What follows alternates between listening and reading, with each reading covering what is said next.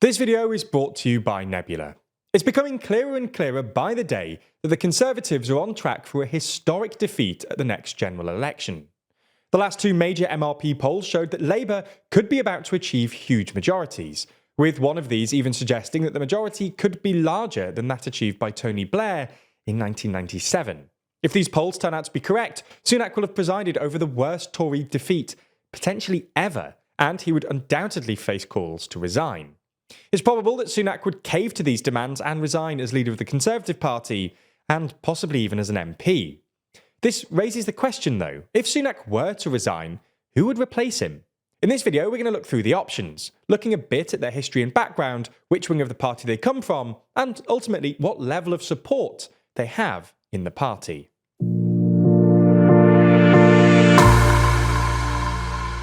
Before we start, if you haven't already, please consider subscribing and ringing the bell to stay in the loop and be notified when we release new videos.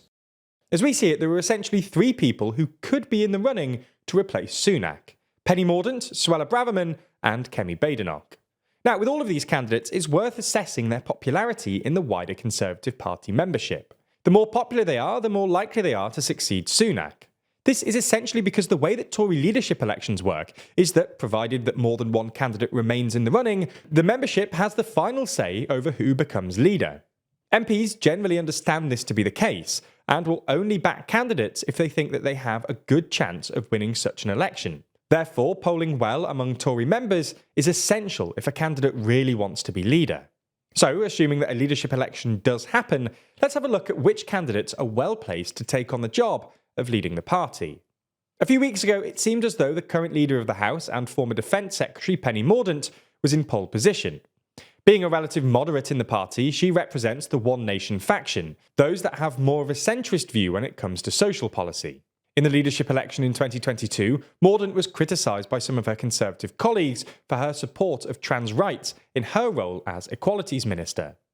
She did, however, row back on this support by stating that if you've been in the Royal Navy and you compete physically against men, you understand the biological difference between men and women. As this quote suggests, Mordaunt also has links to the Royal Navy as a reservist. Her military credentials were only bolstered by her serving as the UK's first ever female Defence Secretary under Theresa May between the 1st of May 2019 and the 24th of July 2019. Right now, she's the leader of the House of Commons, having been put in the position by Liz Truss and kept on by Rishi Sunak. So with all this in mind, how likely is it that she'll succeed Sunak? Well, according to recent Conservative home polling, she's the third most popular cabinet minister among the party membership, with 42% net satisfaction. Considering that she made it to the final three in the 2022 leadership election too, it's clear that she has a lot of support from MPs as well. Having support of both the MPs and the membership really puts her in a strong position. However, whether she succeeds Sunak all depends on whether the more centrist One Nation faction wins out against the more right-wing Libertarian faction. She hasn't put too much effort into distancing herself from Sunak, unlike some of the other candidates we'll mention, as she's still serving in his cabinet. So let's move on and discuss the second potential leadership candidate, Suella Braverman. Braverman is best known for her role in the Home Office, being appointed by Liz Truss and succeeding Priti Patel. Patel herself was fairly right-wing in the Home Office, with her taking a tougher stance on illegal immigration and protest. Braverman, though, took an even tougher stance, with her introducing yet another immigration bill, and another bill dealing with protest titled the Public Order Bill. She also supports the UK leaving the European Convention of Human Rights, and has previously described the British Empire as a force for good. Anyway, in her role as Home Secretary, it became clear that there was tension between her and the Prime Minister, with her beginning to criticise government policy. This became too much for Sunak following a Times article penned by Braverman, in which she claimed that the police play favourites when it comes to Israel-Palestine protests. In her resignation letter, she heavily criticised Sunak, claiming that he has no intention of fulfilling his pledge to the British people.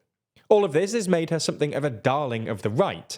She's seen as someone who has tried from the heart of government to push it to be more right-wing, and her sacking gives her adequate distance from Sunak if he does end up losing the election. In any subsequent leadership election, right-wing MPs would likely rally around her and argue that their party would have done better had she not been sacked, and that now it's time to give her a chance. Additionally, it's worth noting that the last Conservative Home poll that Braverman featured in, back in November last year before she resigned as Home Secretary, she came in as the 5th most popular cabinet minister among Conservative members, with a net satisfaction rating of 43.5%. So it seems that Braverman could be in a good position for a future leadership election due to her positioning on the right of the party and her support from both MPs and members. However, she isn't the only candidate that would likely do well with the right. Kemi Badenoch actually got further in the Tory leadership election in the summer of 2022 than Suella Braverman. She was very much seen as the rising star of the right of the party. Badenoch, while having served as Trade Secretary, International Trade Secretary and Minister for Women and Equalities, has not yet held a great office of state, and was only elected as an MP back in 2017. If the right are looking for a candidate to back, then perhaps experience will be more relevant. She is, though, the most popular cabinet minister by some distance among members, with a net satisfaction rating of 56.2%. In fact, back in November, when Braverman was still included in the poll, she had a satisfaction rating more than 20 points higher than Braverman. Ultimately, it's just impossible to predict who's going to succeed Sunak. It all depends on how the cards fall. Perhaps primarily centrist Tory MPs retain their seats, and they unanimously push Mordaunt into the top job. Perhaps right-wing Tory MPs retain their seats, and there's a vote between Badenoch and Braverman. Your guess is as good as ours. That's not the end of this story either. So if you want to dive deeper into this and other stories, we have an exciting announcement. That's because it was revealed, in Variety no less, that we're building a new product with our partners at Nebula, called Nebula News. Let me explain this exciting announcement. In an increasingly polarised and confusing world, it's hard to find news that matters and that you can trust. So every day, the TLDR team curates a selection of videos that matter most in the world right now, handpicking a feed of content which should keep you up to date with everything you need. That means no more overwhelming feeds of news coverage, and instead just the stories that matter most. Videos produced by the brilliant creators on Nebula and curated by the TLDR team. It's truly the easiest way for you to keep on top of the news that matters to impress at your next wedding, dinner party, or whatever your life entails. It's not just curated news content brought to you directly by us. Nebula also features exclusive original content. That's things like Real Life Law's brand new series War Room, which every month runs you through a whole load of ongoing conflicts, keeping you in the loop. You can also watch every TLDR video on Nebula ad-free, and in many instances before they land on YouTube. Now, if you're already subscribed to Nebula, you can find the brand new Nebula News section at nebula.tv/news. And be sure to bookmark or save that link so you can use it as your TLDR-ified news homepage. If you're not a member already, then click the link in the description to sign up now.